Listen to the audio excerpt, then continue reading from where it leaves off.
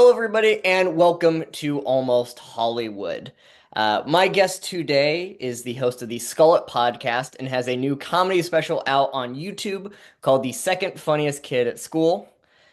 Please welcome Ronnie Fleming. Hello, everybody. Hello, how are you?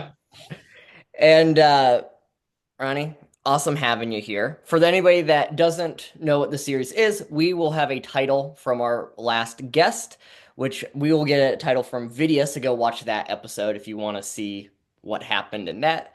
And we're just going to create a story based off of that title. So, shall we get to the title? Let's do it, Chase. All right, our title is You Tire Me Out. Hmm. Is there anything that pops to your head immediately of like a genre, a story arc, something like that? I'm thinking it feels like a marriage of some sort. Hmm. Um, I'm imagining some sort of domestic drama Ooh. happening here. Maybe there's some sort of time lapse situation. We see things beginning, middle, and end of perhaps a struggling marriage, a Revolutionary Road type of scenario. Who knows? Who knows? Yeah. We get the full scope of everything. We don't know how it ends. Maybe it comes together in a happy marriage or just Sure. fully crumbles. Yeah, it's just gonna end up with Adam Driver punching drywall or something. Maybe a few restraining orders. One can only hope. Yeah. I feel like for that, I love that idea. I feel like the first shot is just like them yelling at each other, and like Hmm.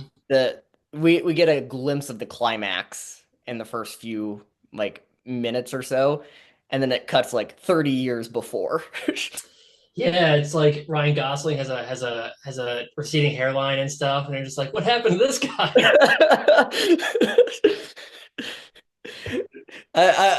Ryan Gosling's definitely the lead of this. Totally, totally. He's gone through so much special effects to look Yeah. older and younger at the same time.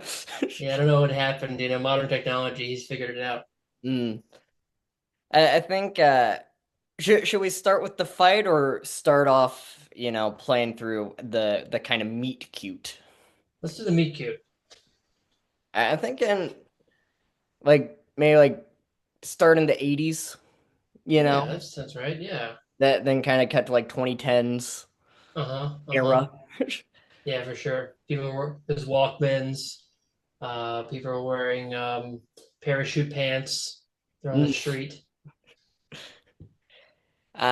He's wearing like a very like Miami Vice like floral shirt, but he's nowhere near Miami. He's in like Vermont. Exactly, exactly. It's like he's sipping um little espressos like he's in Spain, but yeah, it's just maple syrup. He just moved from Canada. Yeah, yeah, the accent's still the same.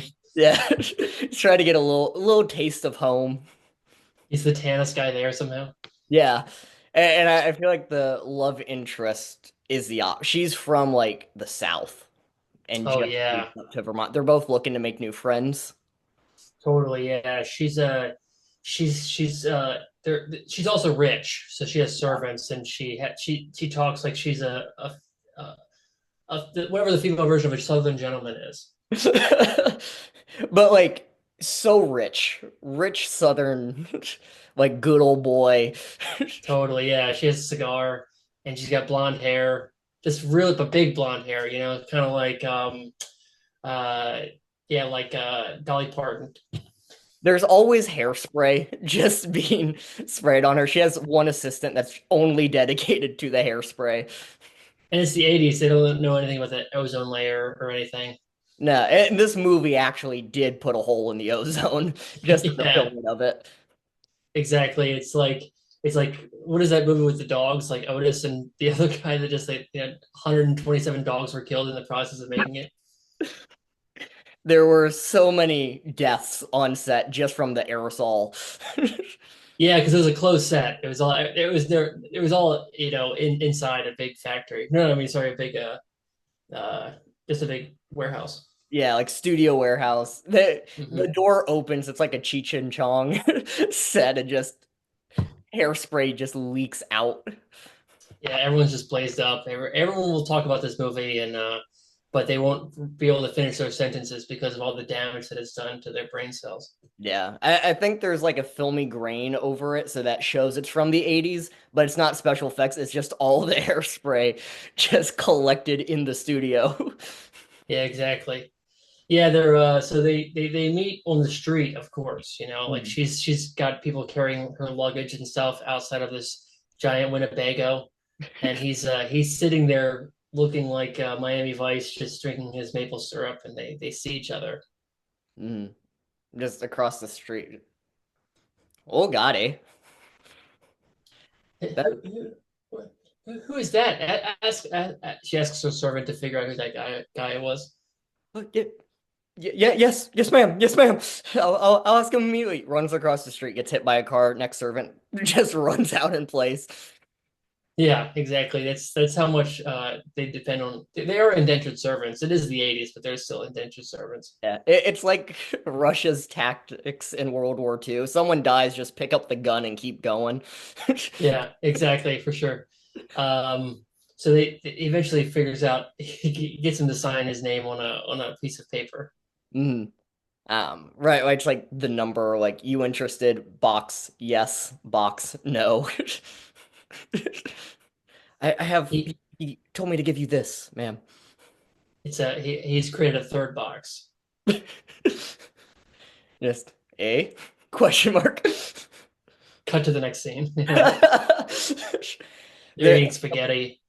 yeah, eating spaghetti, beautiful Italian diner in Vermont. Exactly, exactly. Yeah, she's going on and on. He's just gazing into her eyes. He's fallen in love for her with her quite quickly. We don't really know much about this guy. He's a bit of a mystery. Yeah. He's a heartthrob, but also like mysterious. He has like a scar Yeah, right here that no one knows where it came from. this is where we introduce the voiceover aspect of the movie. It's actually told from her perspective that we had no idea about, and she's a much older woman. Ooh. It's It's almost like a Wonder Years quality to it. It's like she knows a lot more now. As there's an irony to it. So some things she'll do, like later on in the movie, she'll be like, I was never much of a fashion buff, and it shows her like wearing fashion and stuff. So you're never really sure. It's like, is this narrator? Can we trust her or not? hmm Is this satire or is this oblivion? Yeah, exactly. What's really happening with this movie? Because it changes genres quite often. It doesn't have one set thing. Partially is actually due because of the hairspray. So the writer director, he was a writer director. He was a bit of an auteur. He never did another movie again because of all the nosebleeds. But this was loosely based on how his parents met, but it becomes very very odd very quickly. He was he's got an interesting backstory in of itself. He was obviously a nepo baby, as most first time writer directors are. Like, how did he get a crew, and how did he procure this the rights to his own movie? Because the thing is, he wrote it, of course, it's his Yeah. own movie, but then he lost it somehow in litigation, and then Fox Searchlight really wanted to make it, and it was a whole big thing. But eventually, he figured out a way to do it himself. Yeah, and he's one of those guys that teaches a comedy class, and it's like the secret to getting gigs is to say no to all the first 10 roles that you get so people want you. Yeah, the real check swing of getting cast, but it doesn't make any sense comparatively. This guy's total.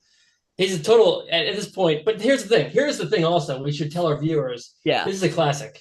The movie is actually is a classic. It's people. It's one of those movies where it's like it's already in the Criterion Collection at this point. The fact is that he never made another movie actually makes it like it's kind of like the way people talk about Eddie Murphy, like will he come back, will he not come back? So he had this greatness in him, but he has made commercial sense under a pseudonym, and they are awful.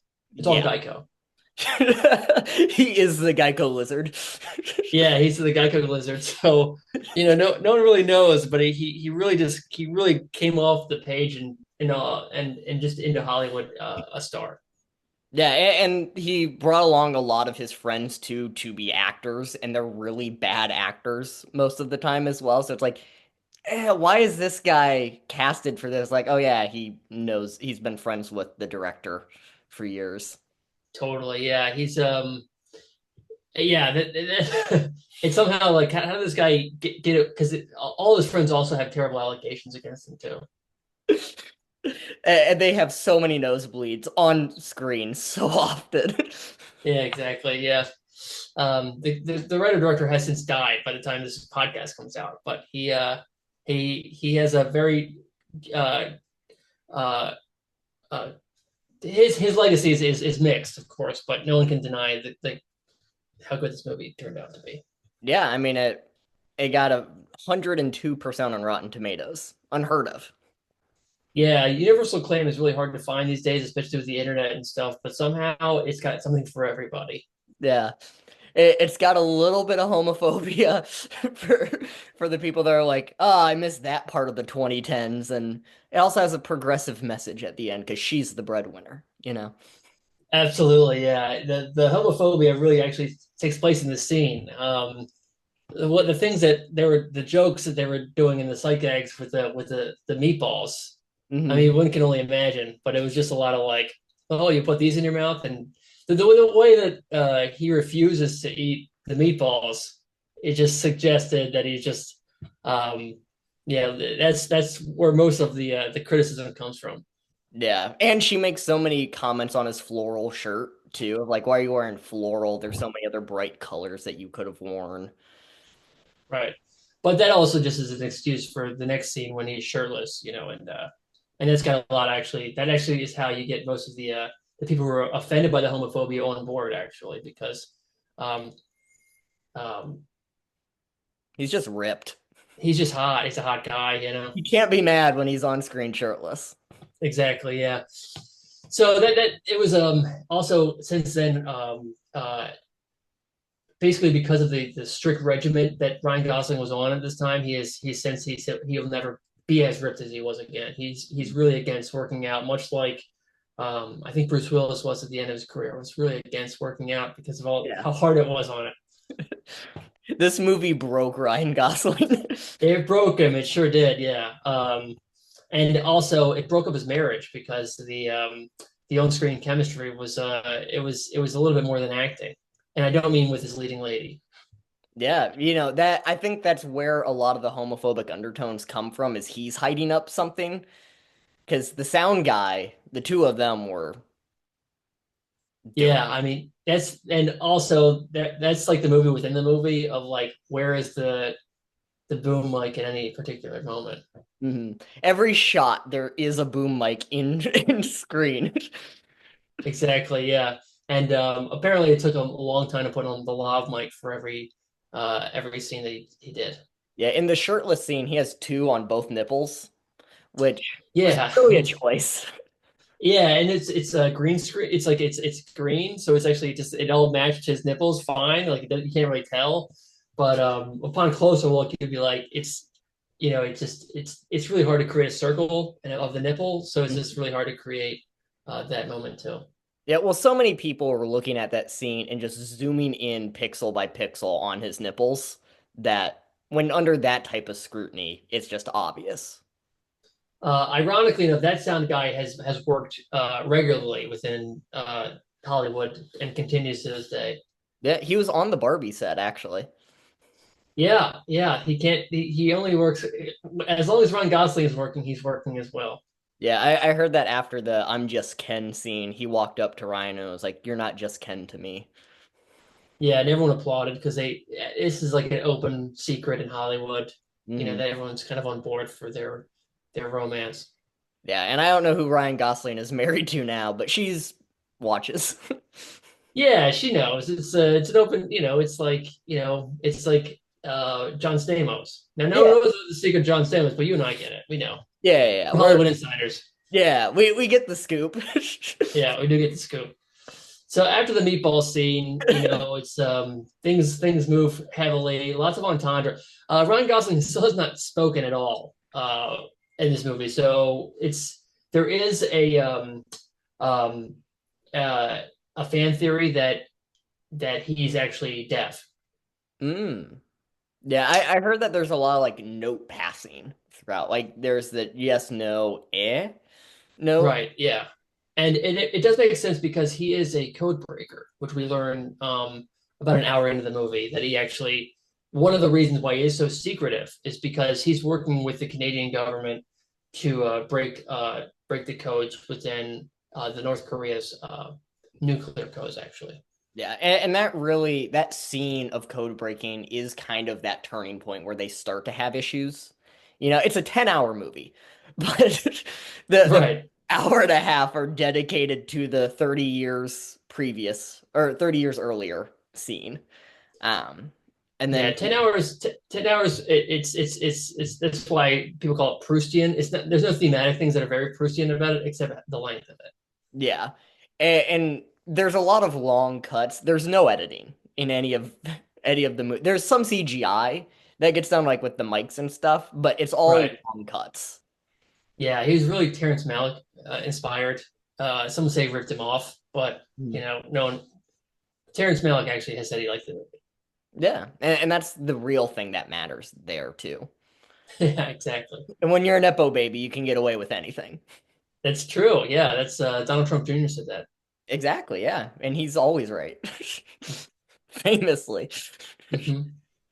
I think in this code breaking scene, he gets away. They're at a restaurant. He's like, pee. I have to pee now without saying it. Hmm. He writes on a napkin and then goes to the bathroom and then he breaks down all these codes. There's an intense like cybersecurity hacking like in the background graphics that are going on.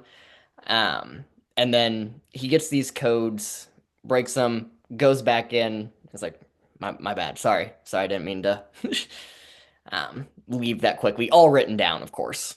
Um, Yeah, and that was the beginning. That's what she liked about him, but that's mhm. also what is the reason why it didn't work out ultimately. Oh, spoiler.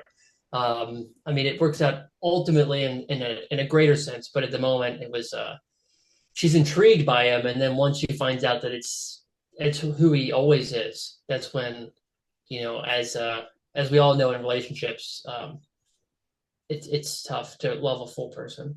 Yeah, and that's the turn comes around hour four in the movie where they go like hour two, it jumps to like 25 years ago, and you see them like passionately making out, still with that lust 5 years into it. And then he proposes to her. She's like, "Oh my God, this is one of the best moments of my life. Like this mysterious man who I still don't know anything about. You know, still 2 hours in, no clue who this guy is. Like I love him so much." And then the next 2 hours of that is them going on honeymoon and stuff, but he keeps disappearing during their honeymoon. I mean, they're in Hawaii. It's a beautiful scenic place, but he keeps jumping into little rooms here and there, breaking even more codes. At one point, there's a scene of him threatening Putin. Yeah, and I think we should also point out that that his co-star, Ryan Gosling's co-star, is Sigourney Weaver. There is a major age difference in the movie, um, but you kind of can't even tell, really. Hmm. She goes through zero makeup while he has gone through just pounds of it. Yeah, and that's also like for like the AP English majors out there, they wonder if this is a purposeful thing. What is he saying about love and gender dynamics and aging and but also there's a theory too that maybe it's because it's the with the voiceover, perhaps it's because it's her story. He changes, she doesn't at all. Mm. I did hear one guy that was on the set talk about this in an interview on Conan, where he said that they ran out of money for makeup for her. They used all of the budget for makeup on Ryan Gosling and nobody else. Yeah. And like But they don't want that secret to get out there. So it's not on any of the popular thing, but we're insiders. We know this. that's true. We know this stuff for sure. But yeah, no, the scene with Putin was interesting, particularly because Putin was played by Donald Glover. So it was sort of Mhm. like an odd choice but it worked also. Yeah, and Donald Glover played every world leader in this movie as well. He played Kim. At one point, he made an appearance in as Trump because this movie released in 2017. Yeah, and it would have been distracting, but somehow it doesn't. It works for this movie. I can't really. It's it's the opposite of Uncanny Valley for some reason because it doesn't seem like him at all. It just does work, and it kind of puts you in this otherworldly place um, where it's like you're not really sure when this is taking place or where, and it really makes the satire pop even more. Yeah, and I think it's even more strong of a choice that he has no makeup done throughout any of this. He just has a post-it note on his forehead that says the name of the character that he's playing so that everybody is aware that he's Putin. Yeah, and he also doesn't even try the accents either, which is a strong choice too. And you'd think that this type of flourish would be looked down upon by maybe people who, wouldn't consider themselves intellectuals, but Yes.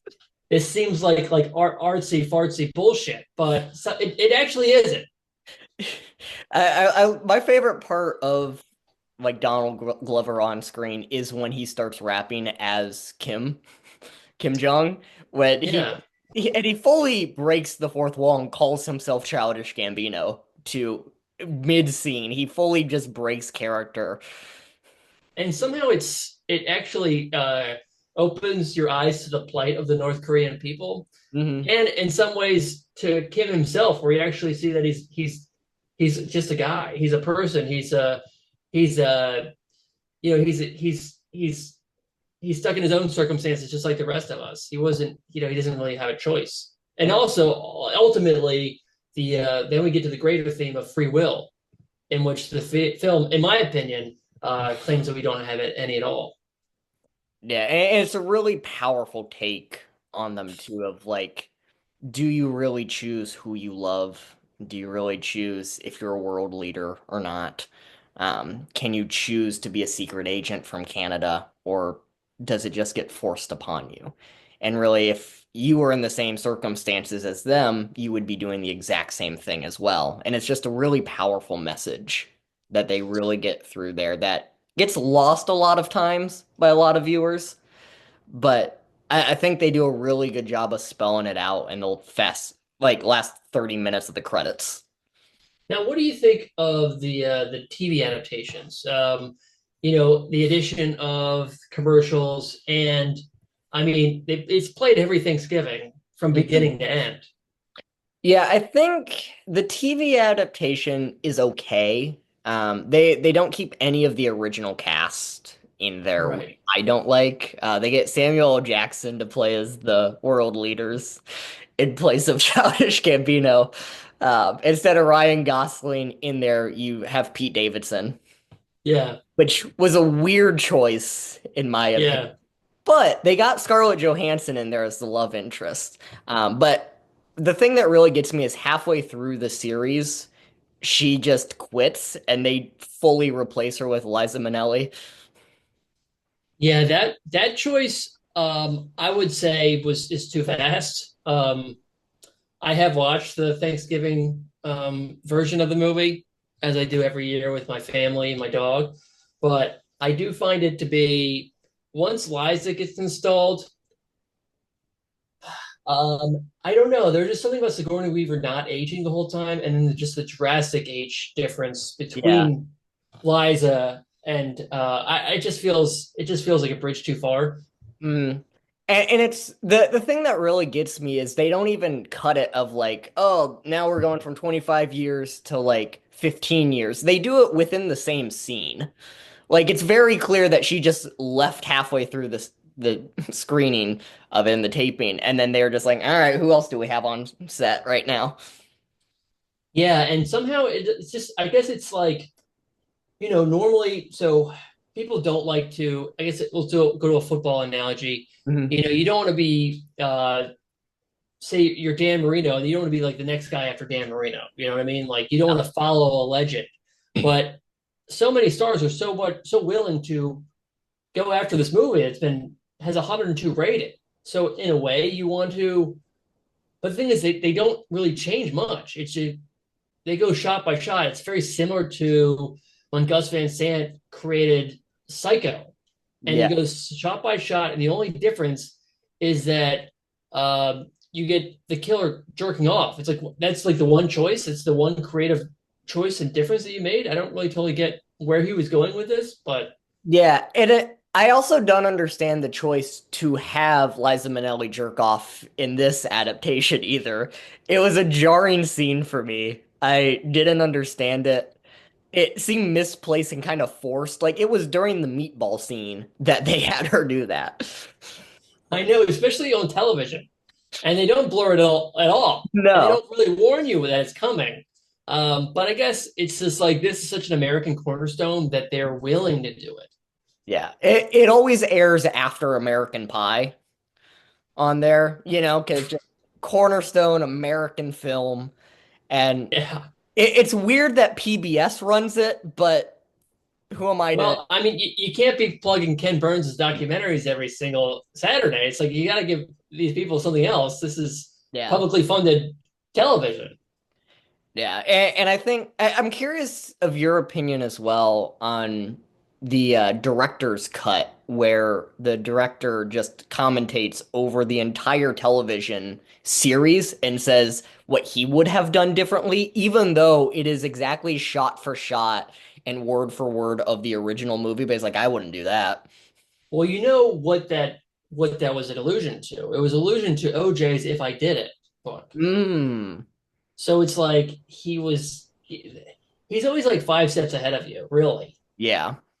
And also, it's he was a huge OJ fan, Yeah. not just as a football star, but as a television personality. Yeah. And I love how he's not afraid to admit who his idols are and why. I mean, he said that he loves Woody Allen, but has never seen a movie of his. Yeah, I think he's just a huge fan of jazz music. Yeah. That's the only explanation. Yeah, yeah. Well, actually, considering his allegations and those around him, I think we get where where he's coming from.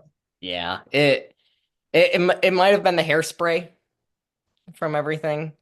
Um, That is true, but well, again, I mean, when he did die, I mean that was there was not a dry eye at the Oscars. mhm. Yeah, which was weird to me because no one showed up to his funeral. Not a single person attended. They were all invited. True, true, but I mean it was during the pandemic. Yeah, it it was a tricky time around there too, and he had just given his opinion on anti-vaxxing, and everybody's like, ugh. Yeah, Maybe the irony there, of course, yeah, it was tough. yeah. And I think now we jumped 6 hours into the movie. Oh, you're right. Sorry. And this is where the issues really start to pile up, right? Yeah, yeah. So in a way, like the first 6 hours was exposition for what's about to happen next. Yeah. And he still has not said a single word to her throughout the entire movie. Right? So they've got Yeah, 15 years without any words going. But like he talks to the world leaders. he does. Yeah, I honestly, again, another theory was that these were two different movies that they just pushed together. And honestly, I kind of think it's true. It makes a lot of sense. You Like don't it have doesn't to say seem it. it's like two different movies, man. The this is where they really had the like crossover of like, all right, maybe we should start to acknowledge that the other movie is happening. Because Right. she walks into the room and he's texting Kim Jong, and she goes, "Who the hell is Kim?" Yeah, yeah. At that point, I think maybe that's when it clicks for Ryan Gosling too, that he actually is in the same movie. Hmm. Um, because he looks as surprised as we, the viewer, are Yeah. that she's kind of acknowledging this other thing that's happening. And at one point, he goes, "Sigourney, what are you talking?" And then he catches himself and then he remembers that her name is actually not Sigourney. It's Elsa. Yeah. And they do a whole retake of the scene too, but they don't edit out the blooper at all. Not at all. And but that's just how good of an actor they both are. You know, Yeah. it just sort of works. He's like, Sigourney, what? Sorry, my bad. She walks back off screen, and then he looks over at the director and just starts cussing him out fully. I'm Yeah, for sure. the Yeah. same fucking movie. What did I fucking sign up for? And it's like, calm down, Ryan. And then they redo the scene, but you can tell his heart's not in it. Yeah, but at the same time, what really makes the scene work is that Sigourney Weaver finally has an active scene partner who is saying things back to her. So she actually starts crying because I mean this is 6 hours. It's Mhm. basically the equivalent of like three movies or two if you're like Martin Scorsese or something, right? Yeah. So she's just kind of she seems like so grateful to actually hear Ryan talk, but also the character, you know, it's working on two different levels because finally her husband is speaking to her. Yeah. And this is when the narrator comes over the screen and starts to go, this was the big breakthrough. This is when I knew that my man was Ryan Gosling and fully breaks the fourth wall of that. And it, Again, I mean, it seems artsy fartsy, but it works for Middle America. yeah, the ratings from Illinois are just through the roof. Now, do you want to talk about the X rating? Yeah, I think we should. I think we owe it to the viewers. So when he finally starts talking, the thing is they were having sex beforehand, and we did see it pretty full frontal. And I think that it would have been rated R if it were not for him starting to talk and the things that he was saying in bed with Sigourney Weaver. I think that's really what makes it X, um, because he was saying things, and also possibly why this movie did so well, because he's saying it not only in English, but he's saying it in all the languages of uh, major distribution companies. Yeah, and I think the real icing on the cake that made it go from R to X was the lav mic was on his penis, like just Yeah, on the tip, and they had real sex on screen, and the mic caught all of this. yeah. I mean, it's one thing to hear people having sex, but to actually hear their bodies. Yeah, I mean, honestly, it was kind of interesting too that some of it is actually taught in schools now because you know it's one thing to see it, but to actually hear it, you actually learn a lot. It's like when you knock on wood and be like, oh, that's oak, and oh, that's whatever, but it's like, oh, that's a Canadian penis. yeah, exactly. And they had a camera on there too, so you could see everything, see the whole motion. You felt when he missed the whole four times in a row. That's true. It's true. It was a new catheter camera that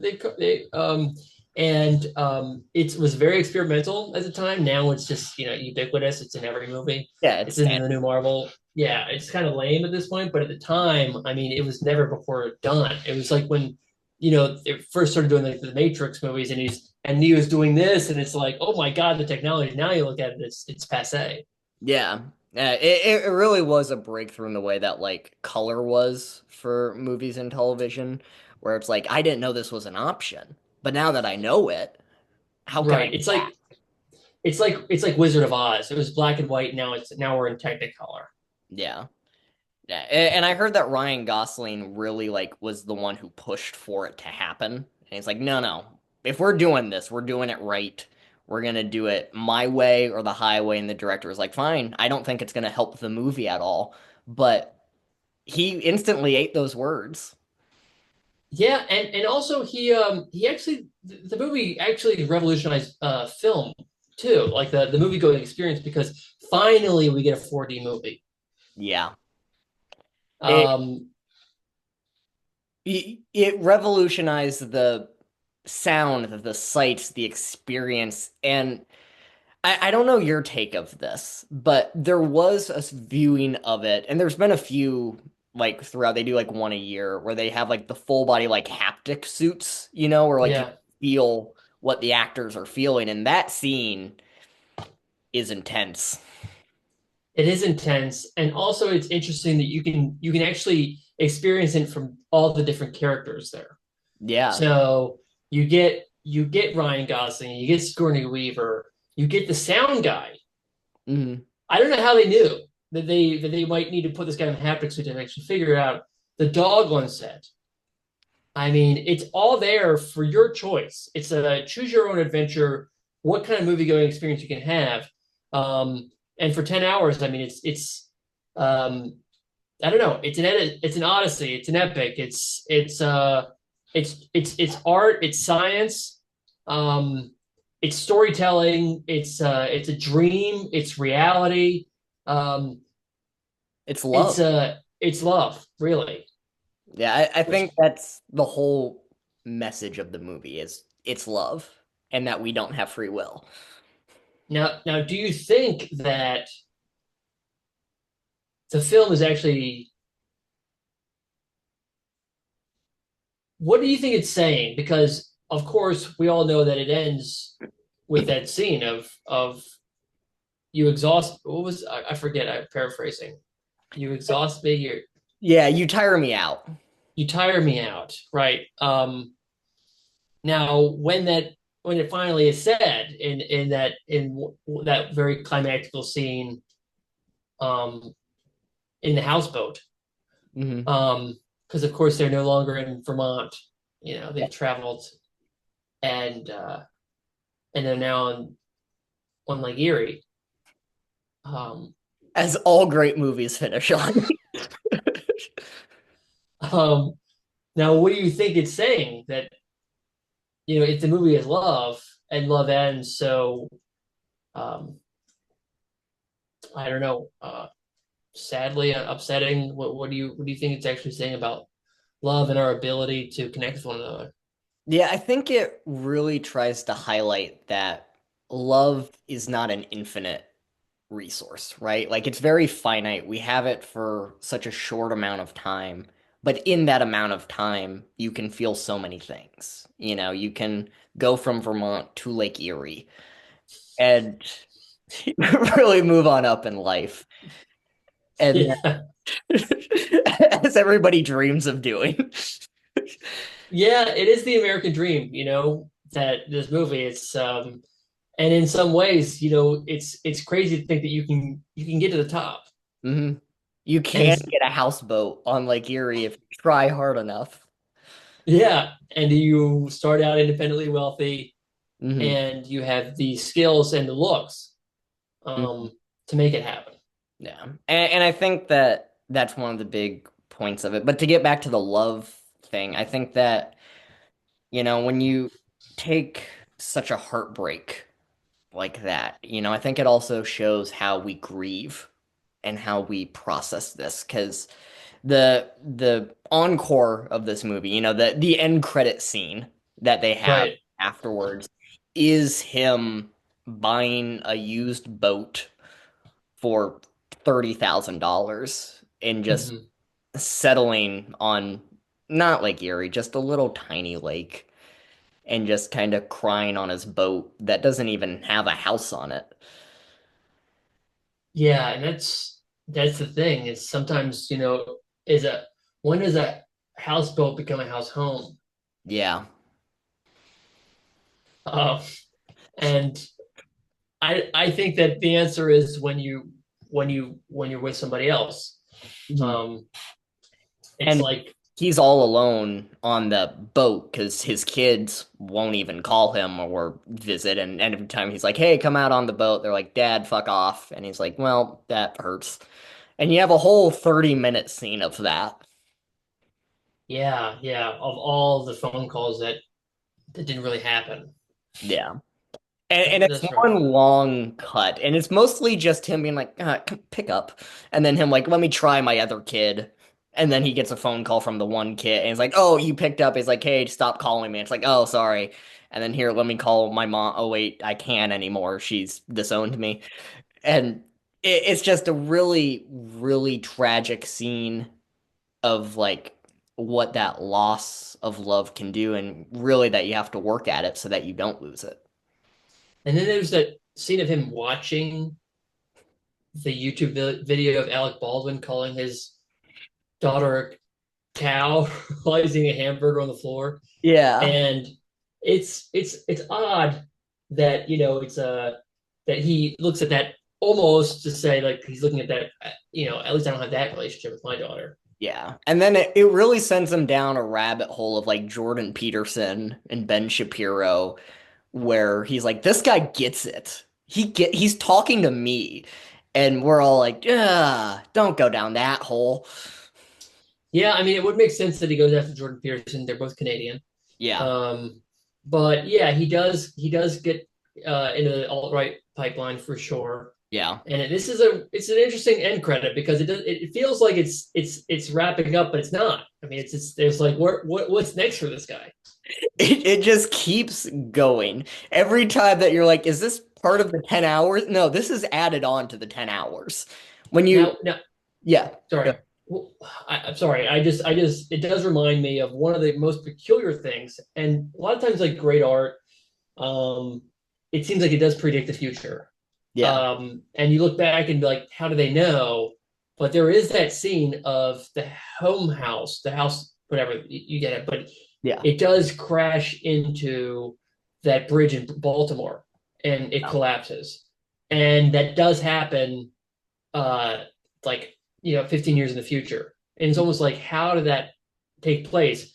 Now, did the thing in the present time, was that an homage to this movie, or did this somehow predict the future, or is there some sort of time travel that we're not aware of?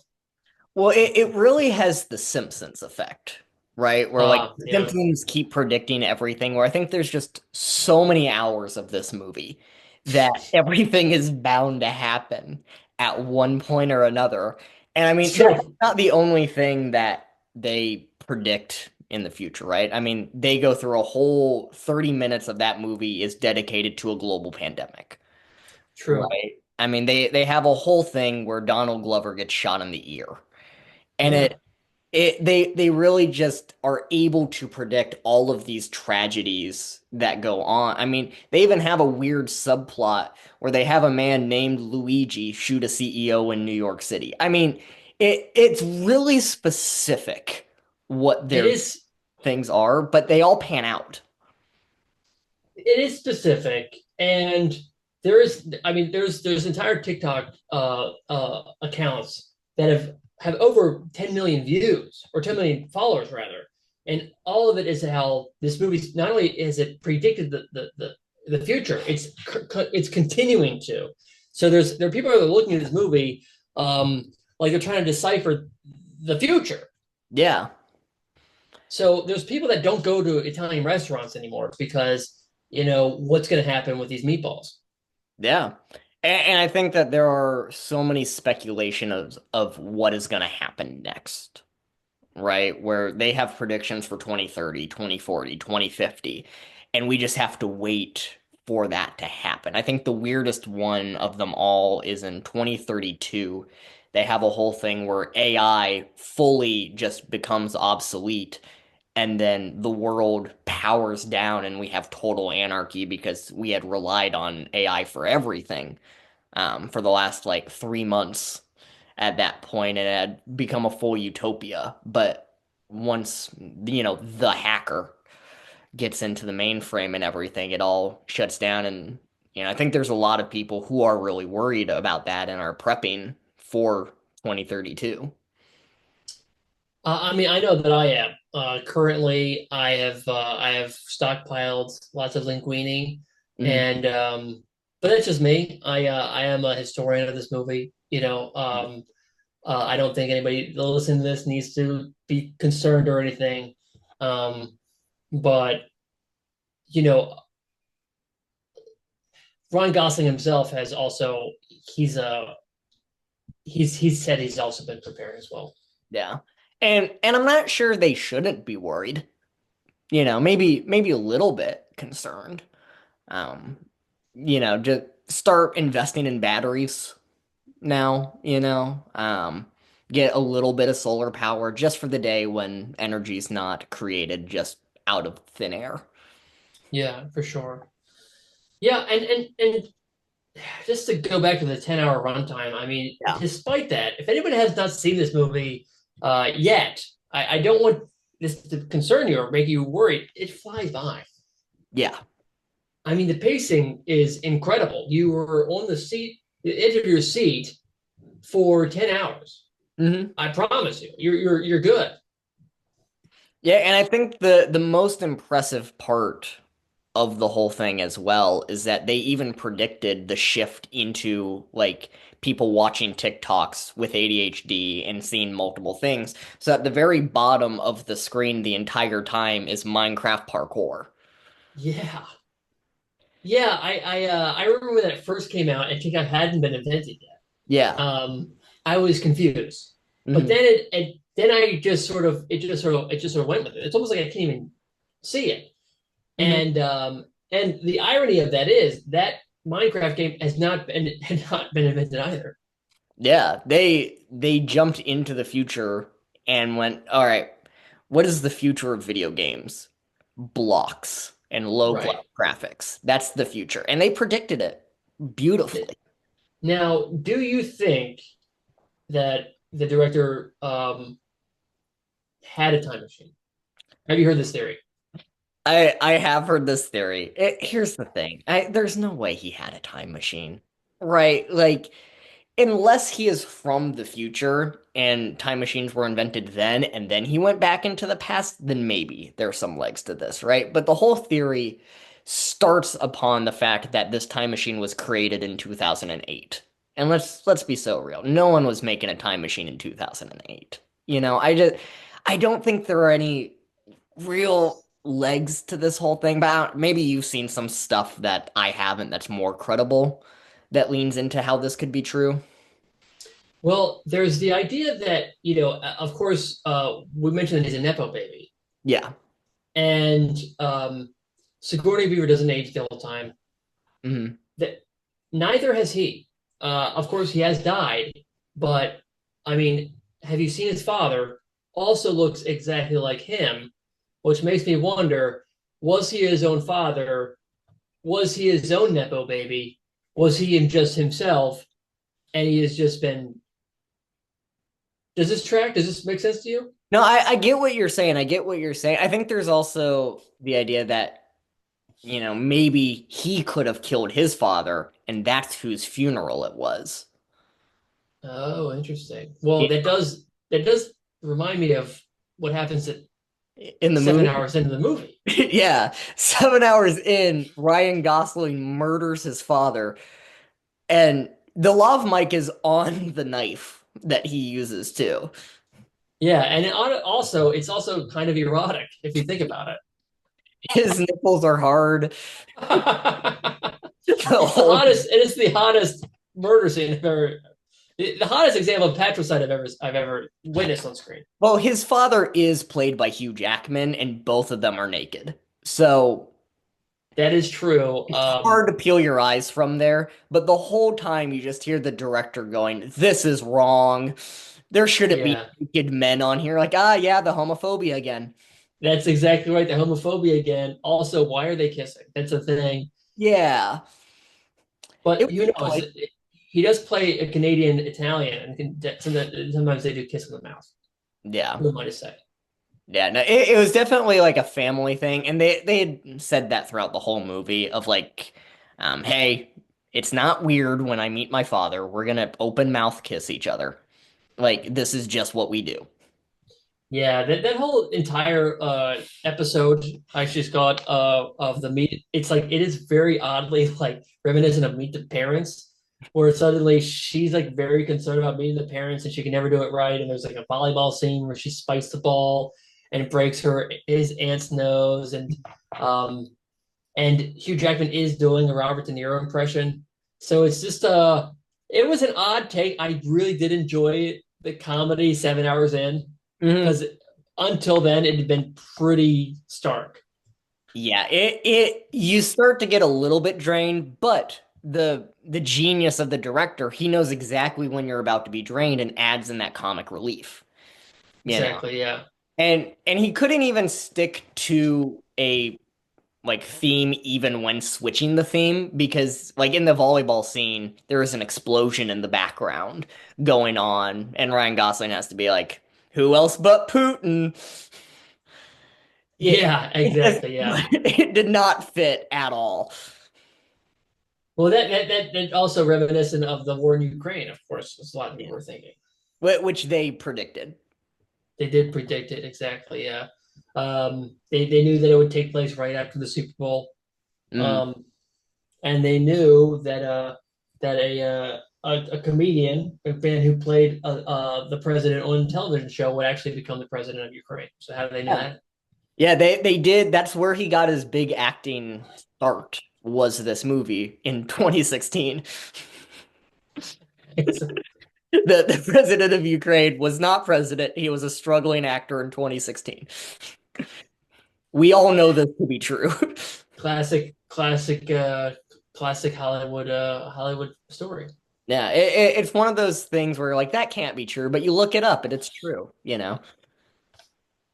And I think that they did a really good job of using the family as a way of like really getting them to bash heads, right? You know, there's a reason they play this on Thanksgiving, and that's because of the iconic Thanksgiving scene, which does lead up to the murder of his father, right? Because he lives in a nudist colony, and that's why they're naked, and that's why there's knives that are there, and they just get into a fight and murder each other from it. And she goes, well, if he can do that to his father, what can he do to me? I already know he's talking to this Kim person. I still don't know who that is. Even like, what was it, 3 hours had passed at that point in the movie? Right. Yeah. I think it's possible that, well, it's not even possible. I think it's plausible Mhm. that the reason why she stays into it is because the sex is so fucked up. Yeah. There's so many things to unpack. I think a lot of his daddy issues make sense Yeah. after you meet his father. Um, so that part works for me. I think it works, and it because a lot of a lot of people online. Why is she staying with this guy? But if you've ever been in an abusive relationship, you get it. You understand. Yeah. You know, when they start speaking Swahili, you're like, wow, that what else?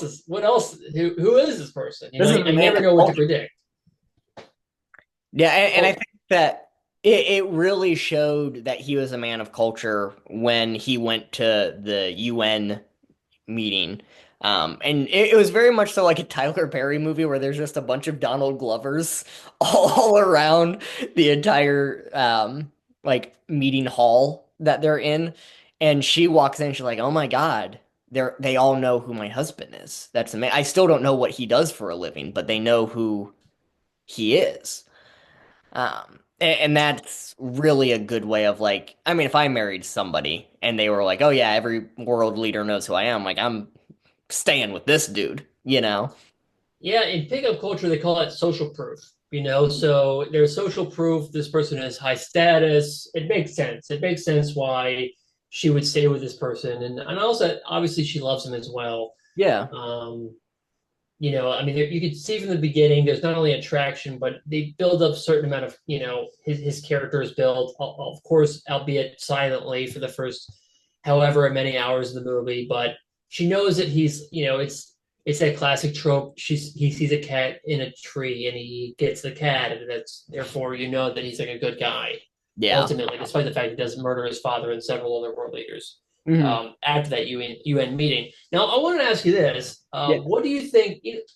Similar to when Quentin Tarantino came into the picture Yeah. um, of Hollywood, there was a lot of wannabes, a lot of people that made movies afterwards that were very similar. Now, what do you make of the glut of movies just like this that don't have the inspiration, the candor, Mhm. the the love that this movie has? Like, what do you think of what has happened in Hollywood since? Yeah, no, I think that's a great question. I think with every true pioneer, right, an amazing trailblazer of just talent, right, there comes the imitators that are doing that, and they kind of ruin a generation So I mean, like in comedy, Carlin and Pryor ruined an entire generation of comics who just tried to be them. And I think that we're seeing a very similar thing here where people are trying to recreate the movie magic of this unnamed director that we have. And I think that the biggest travesty that I see is a lot of people try to recreate his success, but they're not Nepo babies, right? You That need is that is a true. Nepo Yeah. baby to do it. Like, I'm sorry, but if you're living in an apartment, you're not gonna be him. No. And I don't think anyone can tell this story Hmm. if not a Nepo baby, because Yeah. it really doesn't make any fucking sense. Yeah. Like a regular person, it just isn't like no regular person's gonna watch this movie and be like, oh, that's me. You watch it because it's like it's a little bit of escapism. It's like wow, it's like when you watch Crips or you watch it's just like well, let's just see how these strange people are existing. It's a little bit like watching the freak show in a way. Yeah. And you can look at it sort of as a scientist of like, oh, this is what you think that we live like. And the idea that because Ryan Gosling is a blue collar working class guy, it come from humble beginnings that he's somehow able to not only crack codes and know all these languages because if you are living in a capitalist society um, and there's all these pulls and your pursuits are so limited by your caste, Yeah. there's no way that you can learn all those languages or be as physically fit as Ryan Gosling is Hmm. or C, um, be able to afford those cool clothes, the cool car, um, and and afford the tan. I mean, that's just naming five things, but there's so many more things. He also has this weird thing where he thinks that we all can communicate to each other just like with telepathically, which Hmm. is a little bit of was a little offensive. Yeah. And I think to that point as well, I'm not sure that anybody could create the characters and a plot that's so removed from reality Yeah, as a Nepo baby, right? Because if you're a real person who's on the ground, who's living a struggle and a life where you're not living in a mansion in New York City, he's the only person that isn't in an apartment in the heart of Manhattan. right. And I think that it's really hard to be that devoid of reality when you know what it's like to live a life. I mean, if you're gonna create a scene where everybody's naked at Thanksgiving and you murder your father, I mean, you think that guy actually has lived a real life, you know? Especially when he goes and then murders his father and his father was found naked on Thanksgiving Day. I mean, it I just feel like there's such a delusion to the director that you can't recreate without nepotism and just mass amounts of cocaine. Yes. I'm glad you say that because not only is it the cocaine and the hairspray, there's a lot of things that are going on that just it makes this movie. I mean, can we talk about the colors? The color scheme of this movie doesn't make any fucking sense. Okay, No. uh, clearly this guy's never been on set before. He doesn't. He never white balanced anything. Hmm. Um, and sometimes there's Technicolor, sometimes it's black and white. It doesn't. There's no flow to the aesthetic of the movie, but like I said, it works. Yeah, 102 out of 100, it's the numbers don't lie.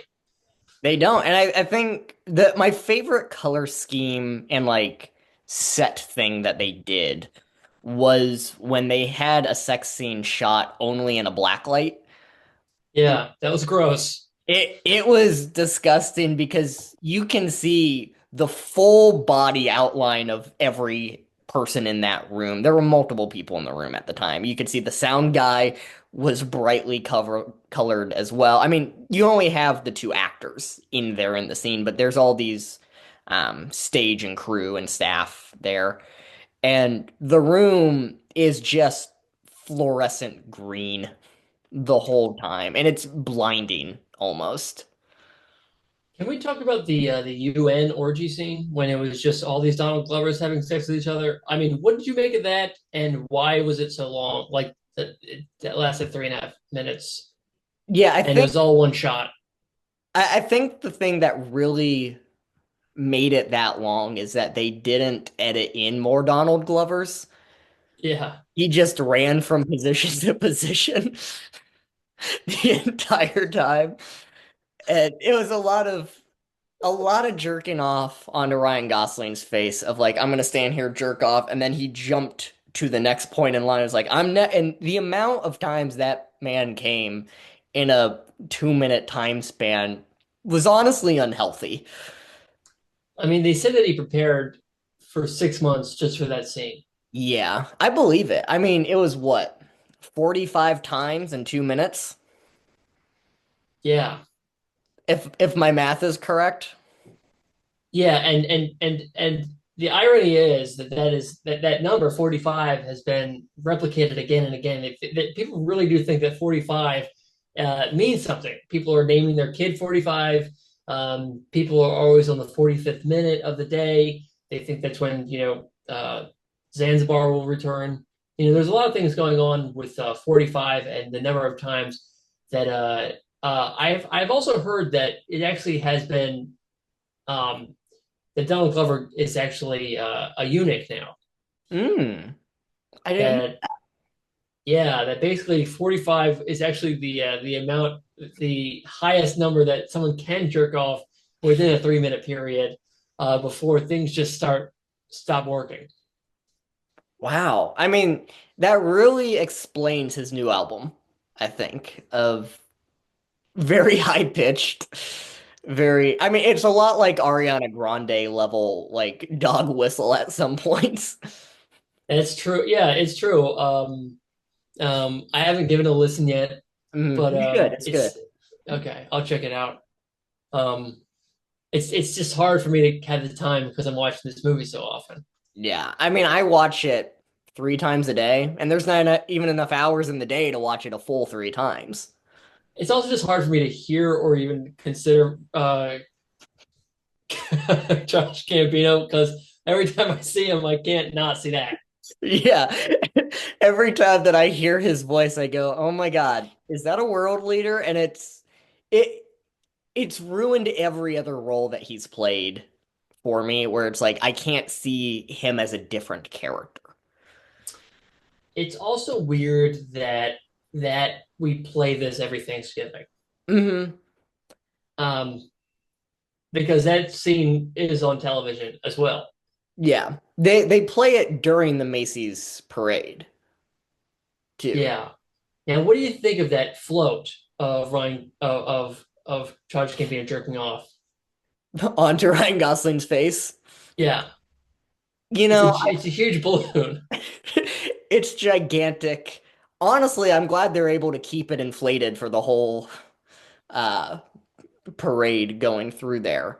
And I think that my favorite part of it is that they keep everything anatomically accurate too.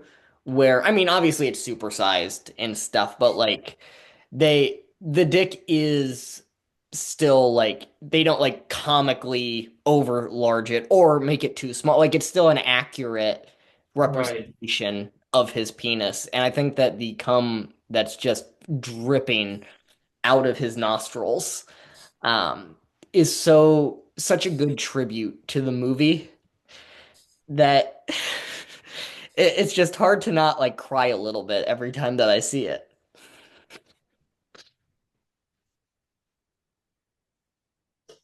Yeah, I know what you mean, man. I know what you mean. Honestly, It's touching. honestly, sometimes I wonder if I see this movie too often. I haven't Um, seen it now enough. that we're talking about it, it just seems like it's time to give a different movie a chance. I don't know. But there's something about this movie. All right, I can't stop watching it. And America can't either. In red boxes, it's you remember Redbox. It's still that they that's always the movie that's always out of commission. People are buying it on renting it on DVDs. Yeah. That's like CBS. This movie is has really touched people, and honestly, um, I don't know. You think of like Michelangelo's David and the Sistine Chapel, Yeah. Da Vinci's Mona Lisa, The Last Supper, Hmm. and then this unnamed director's movie. It's up there. It really is one of the greatest cinematic masterpieces that I've ever. It's just the greatest master, I think, not just cinematic, like to your point, Right. where I think that there's something in it for everybody. There's a touch of every genre in there. There's a different flavor for every type of person. It's really something that can unite the world on. I mean, every language is present at some point in the movie. I think every type of person has been shown and played by Ryan Gosling in there. Um, and I think most of it's just because he thinks it's a different movie every time he plays a different like walk of life, but it still has the same through line throughout the entire thing, which is love and how tiring love can be at some points. And I think that really it does a great service to how much we love, how hard we love, how hard it can be to ruin it, and also just the wonderful world of ejaculation. It really does a beautiful job of highlighting that as well. Yeah, this was a Disney movie, Well, and Disney bought it. Disney did buy it, of course, and they did add it to, there's one of their parks. Yeah. So there's Ejaculation Land is a place you can go after hours, of course. Like Yeah. um, It's next to and Epcot. it's nice. It's a place where Disney adults get to be Disney, Adults. really Disney adults, Yeah. which I thought was a nice little tagline. Yeah, and to that point, because you've been to this theme park. Yeah. And I'm curious what you think of the Italian restaurant accurate sex dungeon that they have. Well, it's better when you go with somebody.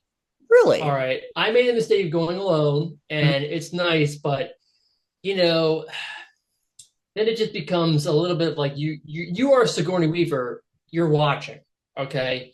But you're really participating when you bring somebody else. It's a bit of an eyes wide shut party, um, and which was apparently a huge influence on on the director. So Yeah. yeah, I think it's good. I think it's a good time. Mhm. I wouldn't recommend the meatballs, and that's only because I'm homophobic. Yeah. And I honestly I respect the candor of that too. Yeah. Um, and I also I'm wondering because you know how a lot of rides have you have to be this tall to ride. They have a Yeah. different rule where they shine a black light on you and you need a certain percentage of your body to glow to get Yeah. into that section of the park. Do you think Sure, that's yeah. fair? Is it harder to do that when you're alone? Well, no, it is hard. They do give you magazines and that can help sometimes, but it's tough today. It's we live in the future. It's like unless the image is moving around, it's just tough for you to actually like Mm, get to where you need to go. yeah. But I'm a bit of a Luddite when I'm not watching this movie, and I was able to get through. And let me tell you, the dungeon is great. Mhm. It's really fun. It's terrifying in all the right ways. Yeah. And I don't know if you can tell, but I'm actually at my hotel room right now because I'm Yeah. in Florida. All right, Yeah.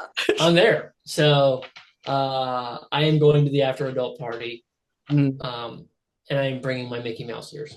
Yeah, and make sure that you go on their brand new ride. It just opened up this week. It's a log flume with a lot of cum. Like the water is white, it drizzles down from the ceiling. I think that you would be really, really sad to miss it. Yeah, if people aren't following me on Substack, I have a full accounting of it. So my feelings before, during, and after. If you follow me on Twitch, I will be recording it as well, so you can experience it as I'm experiencing it, Mhm. and it's a full 4D experience as well. So I'm going to be fully strapped in my with my outfit and everything. So please check it out. Anybody at home. Um, let's make sure I don't come here alone. And I do mean that as a double entendre. And honestly, what you've been able to do in partnering with Twitch and the haptic suit companies Uh-huh. is a wild thing that we've never done before. Yeah, well, what can I say? I mean, I've used their products in the past. This partnership just makes sense, really, from a creative standpoint. They let me do my own thing, you know. Um, and uh Bill over at Twitch and Jeremy um at the suit company. So they're all great guys, and they just let me do my own thing. I don't feel pressured to do anything a certain way or not. So yeah, just check it out. And if anybody has any other partnerships, please let me know. It's not it's it keeping up going to Disney so often as I do. It's pricey. Yeah, yeah, you have to be able to keep up those once every 2 week visits to this specific part of the park. Yeah, for sure. And I haven't seen my kids in a while, and I haven't seen my wife for a while either. But that's the thing. Sometimes I do feel like once the movie ended, my life began. Yeah. And, So in a way, I'm on a houseboat, but I don't not really on one. But it's sort of a metaphysical, metaphorical one. yeah, and I love your dedication to this movie too, because I remember when I was watching one of your Twitch live streams that I heard your wife in the background the last time that you were at home say you tire me out. And you quite Yeah, yeah. I thought she finally got it. I thought she finally was. I thought she was making an allusion to this Mhm. movie, but she has never seen it. and Oh, um, and that's part of the reason why we sort of had to separate. I didn't mean to bring that up on here. No, it's okay. It's okay. Luckily, once we split up, when I wasn't watching this movie, I was watching a lot of Ben Shapiro content, Mhm. and I am things are going pretty good for me. I'm proud of you. Thank you, appreciate it. I know this has been a really kind of rocky road for you here, and to see you going to Disney and getting all these partnerships and, talking about this movie in such a heartwarming way. I'm happy to see it this way, man. Well, no problem. Well, it's been great talking to you. I have been drinking maple syrup this entire time, Yeah. which the doctor says I gotta stop doing that, but I can't. I can't. Yeah. And so I do need to get an insulin shot pretty soon. Yeah. So And I heard that they did give you a colonoscopy for it, but the camera got stuck because of all the syrup. that is true. And check that out on my Twitch stream. Um, The haptic suit. and the haptic suit. So if you want to experience what it's like to go inside of my asshole, please just make sure you subscribe and and tip. Yeah, and you even have a live stream option for the bowel prep of that whole thing too, of the fasting and the laxatives and, you know, almost throwing up because of the Gatorade that they gave you. Yeah, I asked for sugar free Mm. doctor's orders again, but they didn't give it to me. So it's um we're working with what we're working with, okay? But we are all systems go, and we there's nothing stopping this train except death, and who knows when that's gonna come. Well, for you, maybe pretty soon. But who knows? But we'll see how it goes. But like I said, this maple syrup ain't gonna drink itself. Yeah. You got to live out your dream of being Ryan Gosling in tiring me out. Or you're Yeah. tiring me. Sorry, I didn't mean You're, to. what did you fucking just say? I'm sorry. I It's you're tiring me out. yeah, I know. You're tiring me out, not tiring me. I'm sorry.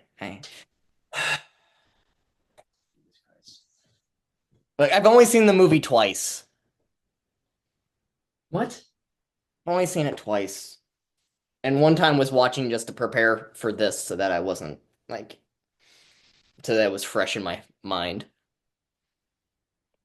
I don't even know why. You know how I could have been watching 1/9 of this movie by now. Yeah. Okay. I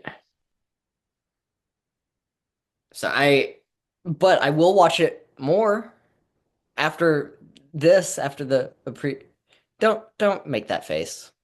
It's fine. It's No, fine. no, don't. Okay, you always do this. You always say it's fine when it's not. It's okay. It's fine. Um, uh, I am gonna stop talking again. I do have to do my Gosling 1/3, so